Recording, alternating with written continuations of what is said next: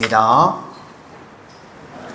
은혜의 주님, 오늘도 세상의 수많은 사람들 가운데 주의 택하신 거룩한 백성들 은혜의 보좌 앞으로 담대히 나오게 하여 주셔서 주님과 교제하며 교통하며 동행하는 삶을 살아가게 하여 주시니 감사를 드립니다.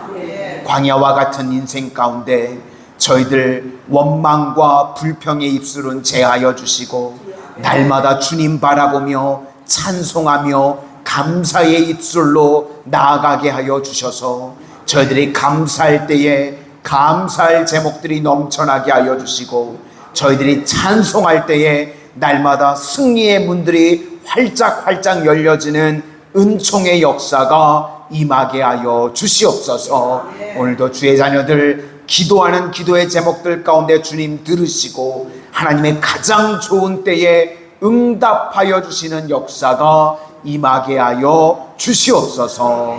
예수님 이름으로 기도드립니다. 아멘.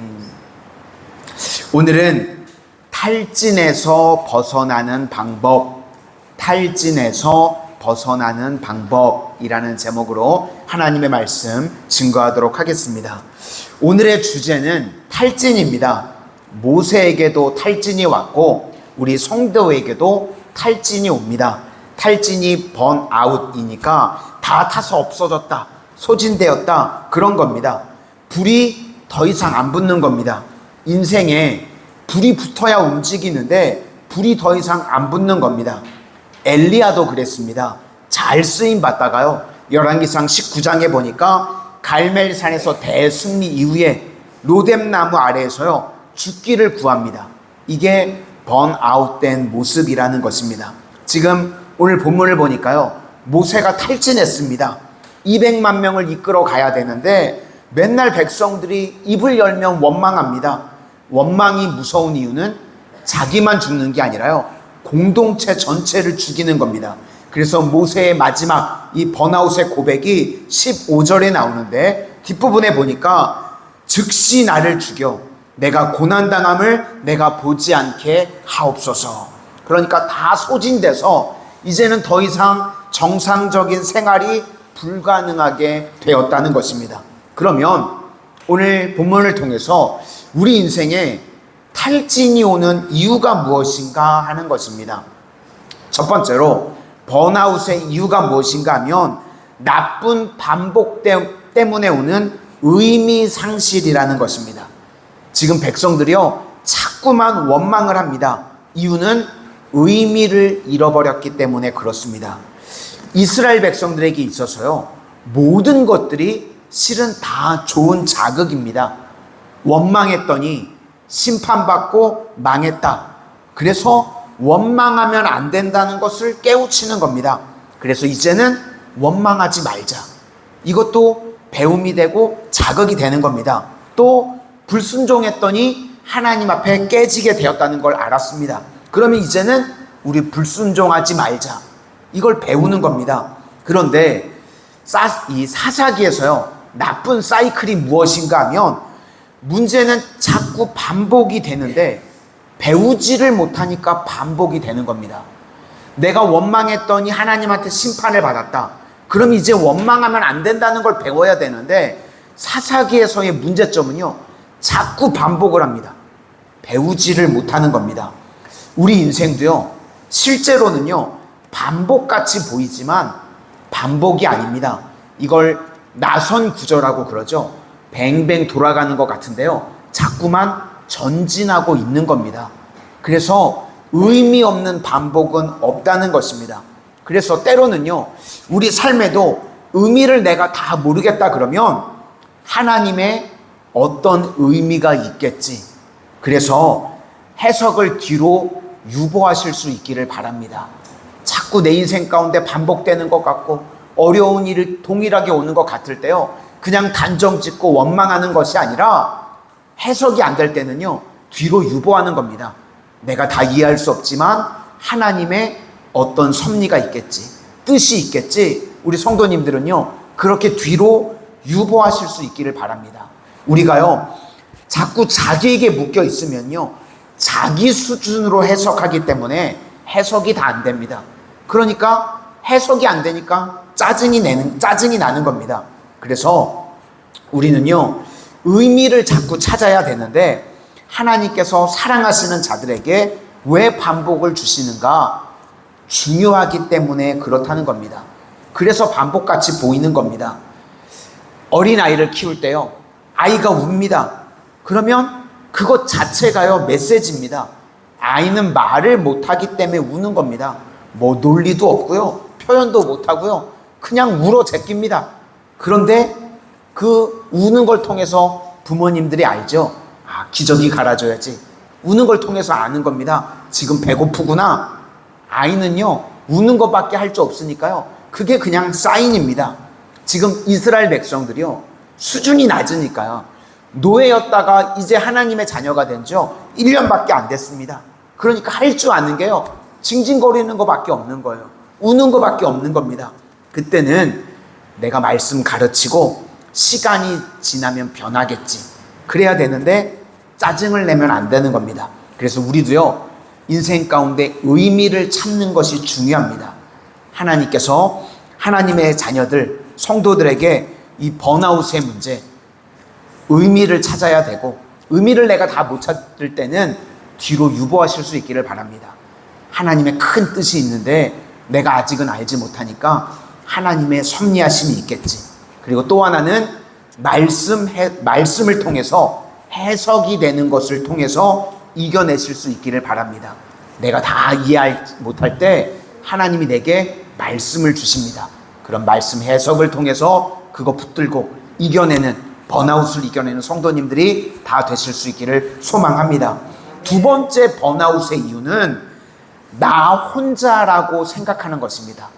나만 남았다, 나 혼자다. 14절을 보니까 나 혼자는 이 모든 백성을 감당할 수 없나이다. 엘리야도 똑같은 이야기를 합니다. 오직 나만 남았거늘. 그때 하나님께서요, 열왕기상 19장 18절에 뭐라고 말씀하시는가 하면, 내가 이스라엘 가운데에 7,000명을 남기리니 다 바알에게 무릎을 꿇지 아니하고 다 바알에게 입맞추지 아니한 자니라. 그러니까 나 혼자만이 아니라는 것입니다. 운동선수들도 보면 슬럼프에 빠질 때가 있습니다. 그때 벗어나는 방법이 무엇인가 하면, 특별히 농구 같은 걸 보면요, 내가 골을 넣으려고 그럴 때 자꾸 안 들어갑니다. 그때는 뭘 하는가 하면 동료에게 어시스트를 하는 겁니다. 내가 슛을 넣어서 안 들어갈 때는 내 동료에게 넣을 수 있도록 좋은 어시스트를 해주는 겁니다. 그러면 어시스트를 해주면 적어도 그 어시스트를 해준 사람이요, 50%의 기여도는 있는 겁니다. 그렇게 해서 슬럼프를 벗어난다는 겁니다.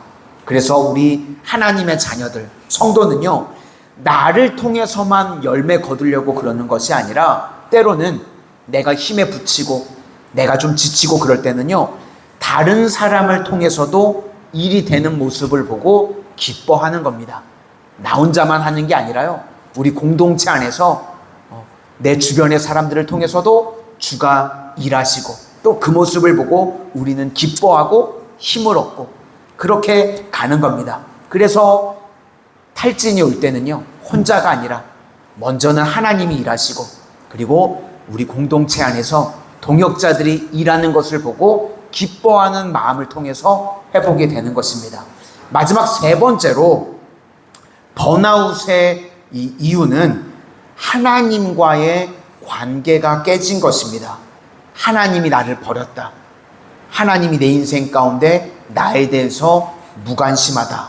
11절을 보면 이 모든 백성을 내게 맡기사, 백성에게 초점을 두는 것 같습니다. 그리고 12절을 보니까 내가 배웠나이까, 내가 그들을 낳았나이까, 이제는 나에게 집중을 하는 것 같습니다. 그러다가 결국에 15절에 가면 주께서 내게 이같이 행하실진대, 하나님에 대한 불만으로 가고 있습니다. 처음에는 백성이나 나에 대해서 말하는 것 같지만 결국은요, 하나님에 대한 원망과 불평이 그 안에 있는 것입니다. 욥도 그랬습니다. 처음에 고난이 올 때는 하나님 원망 안 하는 것 같습니다. 그런데 나중에 보니까요, 하나님 원망합니다. 자기 생일을 원망하고요. 또 아내도 나쁜 아내로 만들어버리죠. 아내가 그랬다는 겁니다. 하나님 욕하고 죽으라. 여자가요, 그 한마디 말만 했을까요? 뭐 전화로도 2-3시간씩 보통 말하면 그렇게 말하는데, 아내가 하나님 욕하고 죽으라 이 한마디 말만 했을까요? 수많은 말을 했을 겁니다. 그죠? 다다다다다다다다 많은 말을 했을 건데, 요셉이 왜 이 말만 기억하죠? 이건 아내의 말이 아닙니다. 그것만 딱 기억이 남았다는 건 자기 마음 가운데 그 마음이 있는 겁니다. 하나님 욕하고 죽으라. 자기 마음인 겁니다. 자기 이야기인 겁니다. 그러니까 결국 하나님과의 관계가 깨졌기 때문에요, 근본적으로 번아웃이 오는 겁니다. 왜 하나님 나 이렇게 힘들게 만드십니까? 왜 하나님 나에 대해서 이렇게 무관심하십니까? 돌보지 않으십니까? 결국 마음 깊숙이 하나님과의 관계가 깨어지니까요, 우리 하나님의 자녀들이 번아웃이 오게 된다는 것입니다. 그래서요, 아무리 인격적으로 훌륭한 성도라고 할지라도요, 하나님과의 관계가 제대로 이루어지지 않으면, 우리 예배 제대로 드리지 않으면요, 하나님과의 관계가 깨지면요, 반드시 번아웃 옵니다. 짜증이 밀려오고요, 힘들고 지치게 됩니다. 우리는요, 예배로 사는 인생입니다. 예배는요, 주님께 맡기는 것입니다. 그러면 멈춰 있는 것 같이 보이지만 주가 일하시네. 주가 반드시 일하시는 줄로 믿습니다. 우리 성도님들은 무엇보다도 내 인생이 번아웃이 오고 지치고 힘들 때 주님과의 좋은 관계 속에서 평안의 은혜를 누릴 수 있는 믿음의 신실한 종들이 다 되시기를 주님의 이름으로 축원합니다. 특별히 오늘은 우리 이제 중고등부 학생들 수련회를 떠납니다. 우리 성도님들 기도해 주실 때 큰 은혜 받고 오는 시간 될 수 있도록 다 중보해 주실 수 있기를 부탁을 드립니다. 기도하겠습니다. 사랑의 주님, 광야와 같은 인생 가운데 저희들 반복되는 상황에서도 의미를 찾을 수 있도록 허락하시고, 내게 주시는 말씀을 통해서 내 고난의 상황이 해석될 수 있도록 은혜 베풀어 주시옵소서. 또 광야와 같은 삶을 지나는 동안 나 혼자가 아니라 먼저는 주님께서 동행해 주심을 잊지 않게 하여 주시고, 주변에 동역하는 동역자들을 통해서도 힘을 얻고 전진해 나아갈 수 있는 우리 모든 성도님들 되게 하여 주시옵소서. 무엇보다도 지치고 힘들고 어려울 때 저희들 예배를 붙들고 기도를 놓치지 않게 하여 주셔서 하나님과의 좋은 관계 안에서 주가 일하심으로 말미암아 하나님 회복되어지고 일어나지는 우리 모든 성도님들 되게 하여 주시옵소서. 오늘 특별히 우리 교회 중고등부 수련회를 떠납니다. 모든 오가는 발걸음 안전으로 지켜주시고, 또 모든 집회 시간 가운데 하나님 은혜 위에 은혜를 부어주셔서 참석한 모든 이들이 예수님 만나게 하여 주시고 삶의 비전을 찾는 축복의 시간 되어질 수 있도록 주여 역사하여 주시옵소서. 예수님 이름으로 기도드립니다. 아멘.